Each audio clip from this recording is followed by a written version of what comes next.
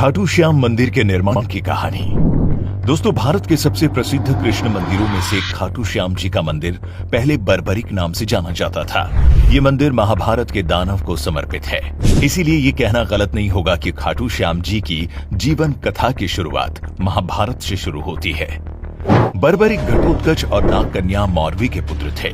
बचपन से ही उनमें वीर योद्धा बनने के सभी गुण रहे हैं।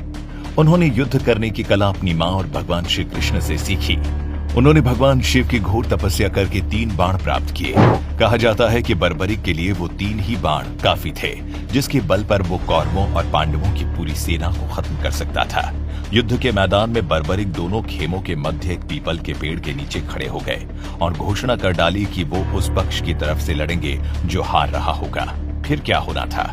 बर्बरिक की इस घोषणा ने भगवान श्री कृष्ण की चिंता को बढ़ा दिया। उन्होंने अपने और अर्जुन के सामने बर्बरिक से उसकी वीरता का चमत्कार दिखाने को कहा। भगवान श्री कृष्ण ने कहा कि ये जो वृक्ष है, इसके सारे पत्तों को एक ही तीर से भेद दो तो मैं तुम्हें मान जाऊंगा। बर्बरिक ने आज्ञा लेकर तीर को वृक्ष की ओर छोड़ दिया।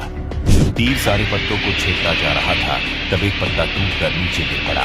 भगवान श्री कृष्ण ने उस पत्ते पर ये सोचकर पैर रखकर उसे छुपा दिया कि ये छेद होने से बच जाएगा। लेकिन सभी पत्तों को छेदता वो तीर कृष्ण के पैरों के पास आकर रुक गया। तब बर्बरिक ने कहा कि प्रभु, आपके पैर के नीचे एक पत्ता दबा है, कृपया पैर हटा लीजिए, क्योंकि मैंने तीर को सिर्फ पत्तों को छेदने की आज्ञा दे रखी है, आपके पैर को छेदने की नहीं। इसके इस चमत्कार को देखकर भगवान श्री कृष्ण चिंतित हो गए। बता दें, भगवान श्री कृष्ण ये बात जानते थे कि बर्बरिक प्रतिज्ञावश हारने वाले का साथ देगा।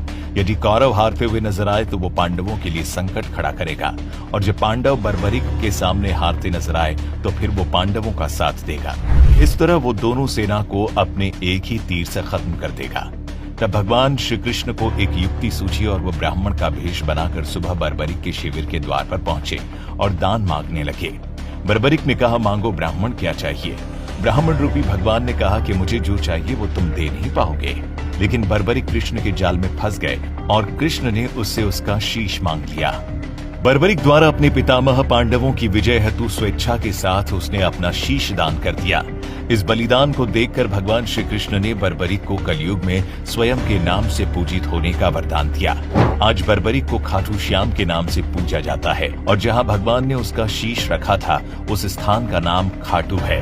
दोस्तों, महाभारत युद्ध के बाद बर्बरिक का सिर खाटू गांव में दफनाया गया। कहा जाता है कि एक गांव में एक बार गाय ने अपने स्तन से इस जगह पर दूध बहा दिया था। जब लोगों ने देखा तो सभी हैरान रह गए।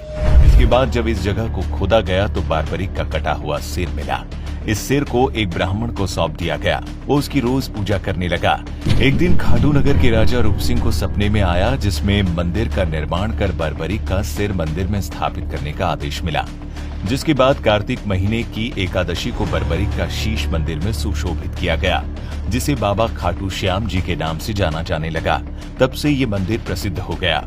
दोस्तों, खाटू श्याम जी न केवल भारत देश में पूजनीय है, बल्कि विदेशों से भी पर्यटक और श्रद्धालु खाटू श्याम के चमत्कार देखने और उनके दर्शन के लिए यहाँ आते हैं। वहीं खाटू श्याम जी के मंदिर के पास श्याम कुंड नाम का एक पवित्र तालाब भी है। मान्यता है कि इस कुंड में नहाने से मनुष्य के सभी रोग ठीक हो जाते हैं और व्यक्ति स्वस्थ हो जाता है। इसीलिए हर साल यहाँ लाखों श्रद्धालु इस पवित्र कुंड में स्नान करते हैं। दोस्तों, बाबा के मंदिर में फाल्गुन मेला सबसे बड़ा त्योहार होता है। ये त्योहार फाल्गुन के महीने में 5 दिनों तक मनाया जाता है। नियमित भक्तों और तीर्थ यात्रियों के अलावा कई संगीतकार उस समय बाबा श्याम के भजन और आरती गाने के लिए मंदिर जाते हैं। उस अवधि को निशयन यात्रा कहते हैं। खाटू श्याम जी के मंदिर में सर्दियों में सुबह 5:30 से दोपहर 1 बजे और शाम 4 बजे से रात 9 बजे तक दर्शन कर सकते हैं।